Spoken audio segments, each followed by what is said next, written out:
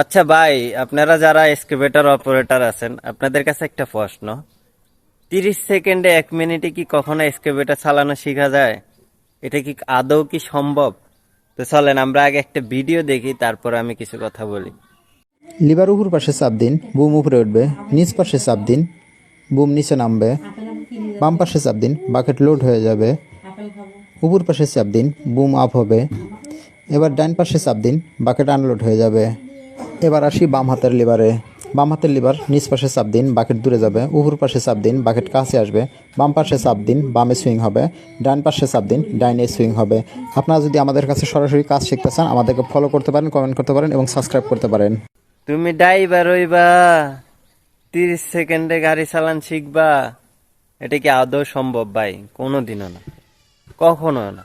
এই 30 সেকেন্ডে তুমি ড্রাইভারি শিখা পরের দিন গাড়ি যে পালাইবা খালে, আর নয় লোবোটের থেকে। তো আদৌ যেগুলা সম্ভব না, ওইসব ভিডিও দেখাটাও বেকার। ঠিক আছে? আর কখনো একজন পরিপূর্ণ ড্রাইভার হতে গেলে মিনিমাম তোমাকে 2 বছর নিম্নে সময় দেওয়ার পরে একজন অপারেটর হওয়া যায়। এর আগে যেগুলো হয়, তার যদি মগজ ভালো থাকে তাহলে এক সিজনে আলহামদুলিল্লাহ। আর কারো দেখা গেছে মগজ এত খারাপ যে আগামী 5 বছরে কেন 10 বছরে হয় না।